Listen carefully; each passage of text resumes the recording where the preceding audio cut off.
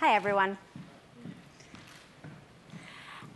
Now, as part of my job in PR, I manage celebrity dressing. This year at the Golden Globes, I dressed Taylor Swift, and for the SAG Awards, Sofia Vergara. Pretty good, right? Yeah. Well, award show season is a nightmare. I think that celebrity dressing should be a competitive sport. For real. Because one A-list celebrity could have up to 60 gowns as options for one single event. I know this because J.Lo tweeted a picture of her fitting from the Globes, and I almost fell over. So really, at the end of the day, getting someone in Donna Karan on the red carpet at a major award show, I think is pretty much one of the wonders of the world. That being said, whether I succeed or fail, and by the way, I don't do this alone, I have an amazing team who does this with me. Whether we succeed or fail, on award show night, I always have a very glamorous red carpet party. Sort of a pat on the back for surviving Celebrity Dressing Week. And I invite my friends, and as part of the evening's entertainment, I do a little red carpet commentary.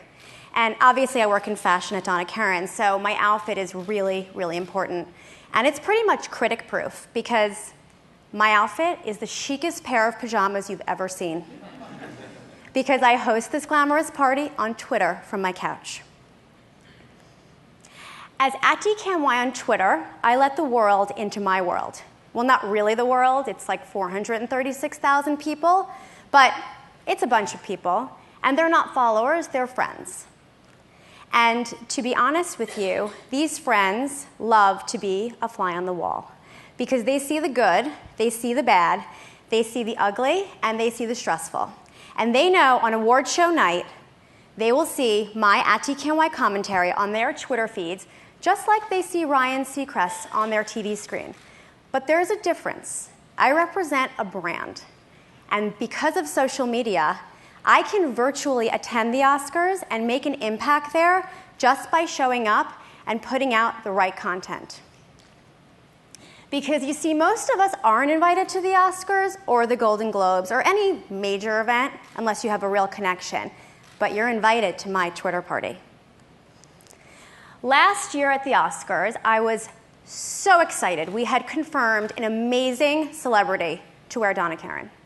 6 o'clock, on my couch, had all my snacks, my frozen yogurt, I had my tweet deck, I drafted my media alert to let the press know what she was wearing, I turned on E with millions of people around the world, and I sat there waiting for her to show up on the carpet. She did show up, and guess what? She wasn't in Donna Karan, which is a warning to all PR people who send out media alerts in advance of seeing the talent. Now you know. So I was gutted. I was devastated, and not only because we had no one at the Oscars, but because I failed publicly. And you may say, well, who cares? No one knew. But everyone knew. Because if you follow @DKNY on Twitter, you're privy to the fittings. You're privy to when the alterations get messed up. You're privy to when the package arrives late. I bring people into that world. So when I fail, they know. And I'm not shy about it. So what's any self-respecting PR person supposed to do? They put it all out there. And I thought to myself, well, what if I tweeted a picture of the dress that wasn't worn? What would happen? I decided nothing. So 2,200 views in a matter of minutes, people were looking at a gorgeous Donna Karan gown that wasn't at the Oscars on Oscar night. And hundreds of tweets about how possibly Celeb X should have worn Donna Karan because she may have looked better. Now, I never talk about what celebrity it is, but if you're watching, you know. This year, we took celebrity dressing openness to the next level with a Facebook app. And here, unlike Twitter, was a more visual display of exactly where the dress was going.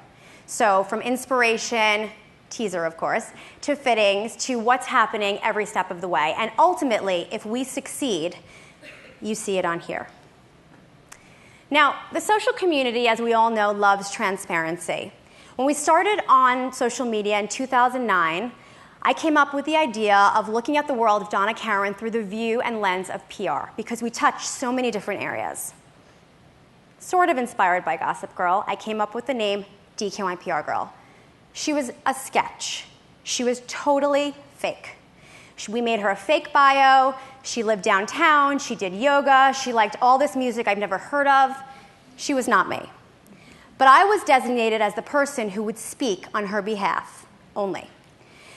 So when I started tweeting, and it would be Saturday, and DK, my PR girl, quote unquote, is downtown doing yoga, and I was uptown running errands with my 2 children, I started to feel a little schizophrenic, and it started to be a very uncomfortable, closed feeling. So I decided she had to be me. And it didn't matter who I was, it didn't matter my name or my face. It was the sketch. As you can see, we've had many, but it was my personality. And through this veil of having the sketch in front of my face, I was able to put my entire self into the @DKNY Twitter handle. But for 2 years of doing that, it got a little bit tedious. And first off, in the beginning, I was completely embarrassed because no other brand was really on Twitter. So I was kind of tweeting like, I don't know, like under the table because I didn't want people to understand that I was doing it. My husband used to say, "Oh, you're talking to your virtual friends again?" Yeah, they're actually real now. So basically, that was annoying. Going to an event, not being able to take a picture with some of my colleagues, and then most of all, not being able to speak at things like this, especially things that involve students. So in 2011, Teen Vogue emailed me and said, we'd love you to speak at our fashion university. We have 500 students coming from around the world. And I thought, oh, students? I grew up with a blackboard and chalk. I love students. So I decided that maybe, just maybe, it was time to come out from behind the veil. So I had an amazing, and I still do, boss and mentor in Patty Cohen. I've been with the company for 15 years, and we discussed it. And we thought, you know what? Let's let it go. So we did. But then it's like, okay, am I going to go on stage and just say, oh, by the way, guys, that person you've been following for 2 years, that's me. And then it end on complete silence. So we decided to show what my job is, which is really traditional PR. The social media thing is like a side gig.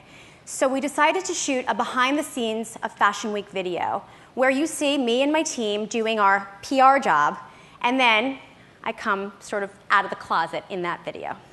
So here's a little short clip of what that looked like.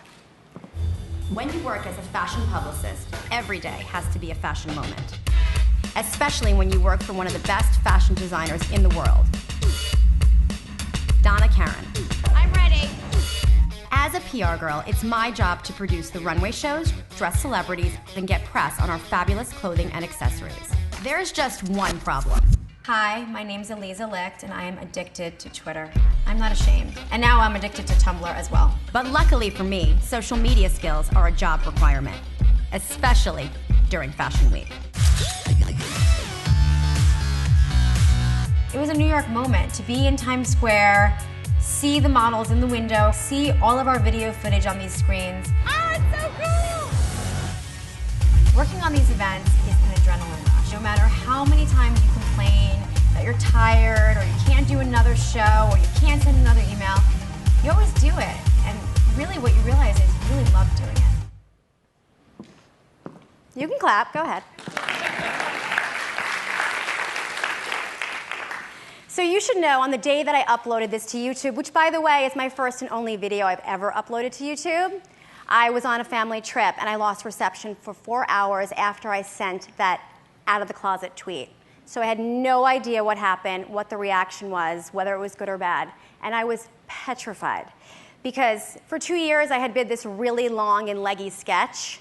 And she kind of sounds like she's 25 and single, and I am clearly not long and leggy, and I am married with 2 kids. Oops. So at the end of the day, the response was overwhelming and positive. And I realized when I thought about it, the response was positive because people already knew me. It didn't matter what I looked like. It didn't matter what my name was. They knew me because they had spoken to me for 2 years, which was really an amazing feeling. So when I broke myself open, when I started in social media in 2009, the result is the same either way. Now you should know, when I first started at about 13,000 followers, there was a reporter from not Women's Wear Daily, I'm making that up. There was a reporter who emailed my boss basically saying that she was horrified that Donna Karan would let this PR girl put all this real stuff about herself out there on the internet and represent a brand. And I'm lucky that Patty Cohen, who is my boss, let us go on. So the support of executives in letting you be open is really everything, because the Twitter handle could have been closed down the next day, and it wasn't. My openness goes beyond social media, though. It leads into my team management. I manage a team of 7 in New York, and one of the things that I'm most proud of is being able to sort of toss everyone's jobs up into the air every once in a while and let people do where their passions take them. I don't believe that if your job is X, Y, and Z, that you can't also dabble in A, B, and C. When I was looking for an assistant 2 years ago, I thought, what better way than to find someone through social media? So I made a little help wanted ad on my Tumblr page, tweeted it out, and made everyone apply on our Facebook wall. Talk about open. You had to apply with your competition on a public wall of a branded DKNY Facebook page.